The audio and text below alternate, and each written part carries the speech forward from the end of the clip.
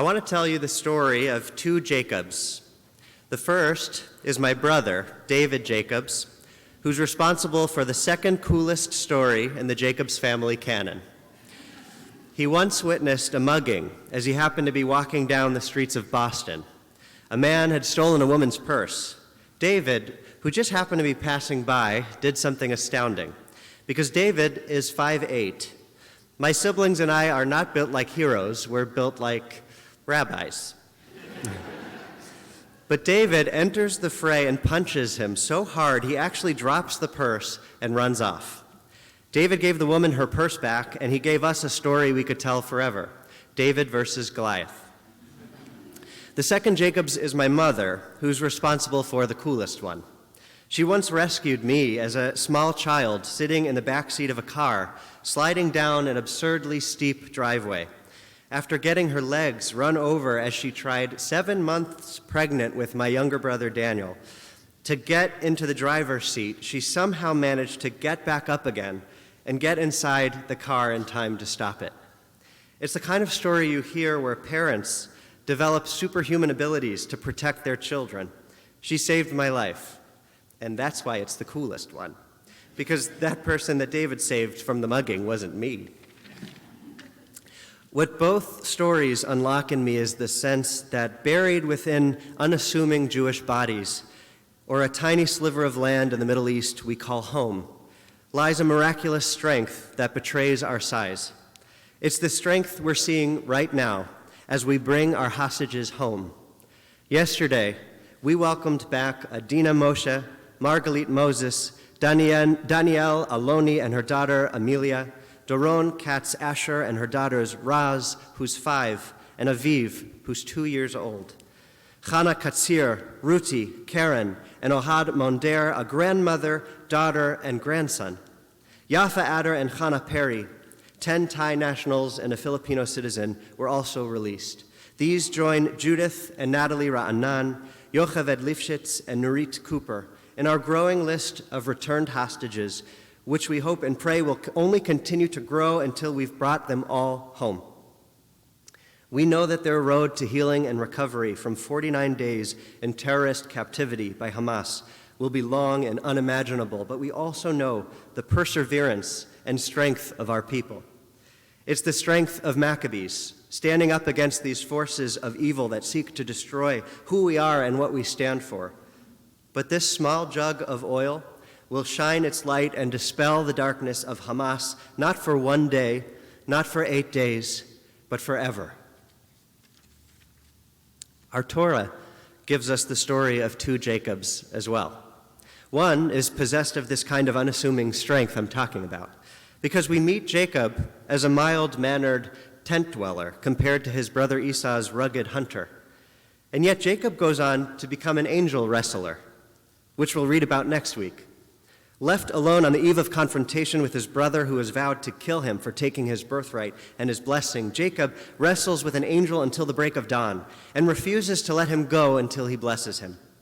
Israel, our very name, means that we have always punched above our weight, that those who rise to destroy us should think twice and understand that we are descended from those who wrestle angels and kill giants. We were chosen by God. That line isn't from Genesis, it's from the film Jojo Rabbit, which I love and recommend. But we meet a second side of Jacob in this week's Parsha, Vayetze. We meet Jacob the dreamer. He makes himself a pillow of stone and dreams about a ladder, in Hebrew a sulam, which connects heaven and earth. The angels ascend and descend from it. Behind his physical strength is a deeply spiritual dreamer with his head in the clouds, even when in reality it's resting on solid rock.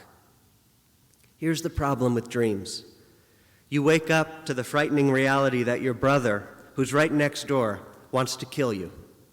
Jacob does not, in fact, live in a time where peace seems possible.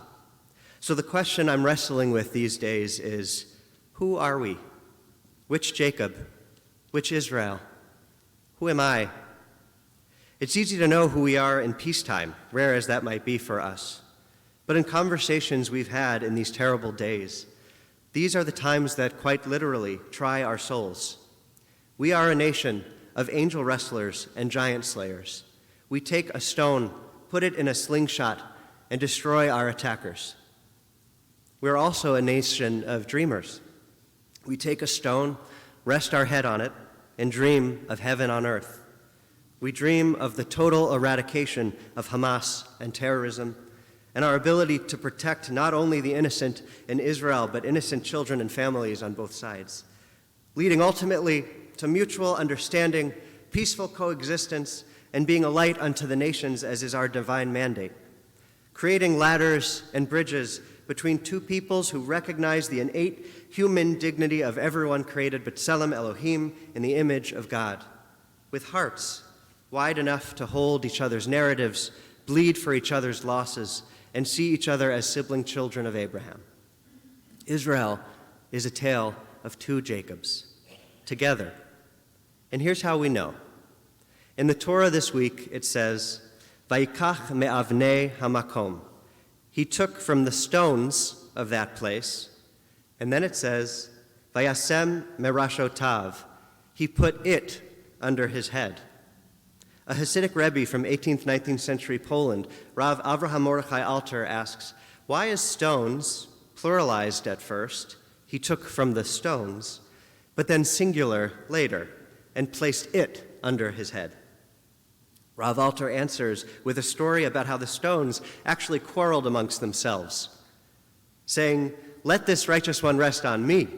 No, let him rest on me. So God took all these stones and merged them into one, the wrestler in us, the dreamer in us, one. And with a stone like that, you can build our temple. The rabbis believe that this stone is the Even Shtiyah, the foundation stone upon which the temple was built. But how do we navigate the tension between the two Jacobs? How do we merge us into one when the wrestlers call the dreamers naive and traitorous for insisting we can still build ladders and bridges between us and our Palestinian neighbors? And when dreamers call the wrestlers harsh or immoral for insisting we need to do whatever it takes for our security? It's a debate as old as Zionism itself. Max Nordau, one of our founding Zionist thinkers, called it muscular Judaism, calling on us to become the Maccabees we once were and defend ourselves. Versus another founding thinker, Ahad Ha'am, who envisioned a Merkaz Ruchani, a spiritual center, where the Jewish spirit, soul, and culture had to be developed before military concerns and political realities distracted us from being a light unto the nations. The truth is, we've always clung to both schools of thought. So now, with tensions so high, how do we as a Jewish community put our differences behind us and merge into a single, solid, united rock upon which Jacob, Israel, our temple can rest? How do we harness the power of our wrestlers and of our dreamers working together as one force for good? I want to end by sharing the story of Vivian Silver, originally thought to have been taken hostage on October 7th, who could have been among the 50 women and children expected to be released over these 4 days. We have since learned that Vivian Silver, a 74-year-old from Kibbutz Be'eri, was in fact murdered in Hamas's barbaric terrorist attack that claimed the lives of over 1,400 of us. She was a peace activist, a dreamer. She used to drive sick Palestinians into Israel for medical treatment. She helped found an organization called Nashim Osot Shalom, Women Wage Peace, committed to peaceful coexistence and shared understanding. A group of women and mothers who might just be possessed of that superhuman ability to upend reality in order to protect their children. If only they could get into the driver's seat and stop the car where their kids are stuck and hurtling down a steep road to certain doom. I react in two ways to this story, as I imagine you might too. One is to maintain that the dream is dead. Hamas, which indiscriminately wants all Jews dead, doesn't care if you're a 74-year-old woman who dedicated her life to helping Palestinian children and families. But I also react another way, as I imagine you do as well. Terrorists took Vivian from us. We can't let them take her dream, too. I want the wrestler inside of me to join with the dreamer inside of me as we strive together for an Israel where heaven and earth meet and angels come and go in peace. I know it sounds naive. I know it seems like having our head in the clouds when in reality it's on solid rock. But I also know that if you will it, it is no dream. We are not powerless to rise like Maccabees and defend ourselves.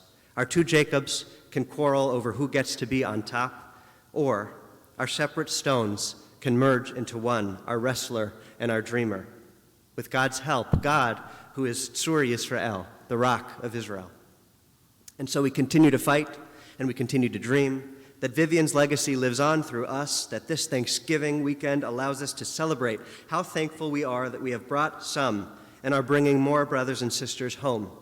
And finally, that we as a nation, that we as the house of Israel can overcome our own differences as well as the differences within us, that the wrestler and the dreamer within stand together as one. Am Yisrael Chai. Shabbat Shalom.